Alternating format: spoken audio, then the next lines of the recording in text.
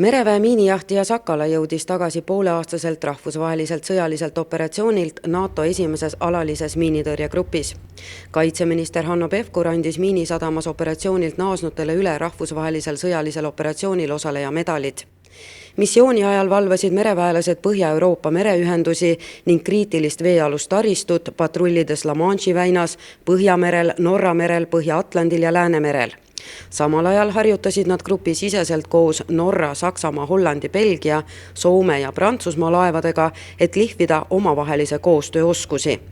Lõhkekehi leiti erinevate operatsioonide käigus 27, millest 12 tehti kahjutuks merepõhjas. Ligikaudu 40-liikmeline meeskond sõitis välja tänavu jaanuaris. Kogu teenistus kestis 184 päeva, mille jooksul sõideti läbi 13 700 meremiili, külastati 9 erinevat riiki ja 12 sadamat.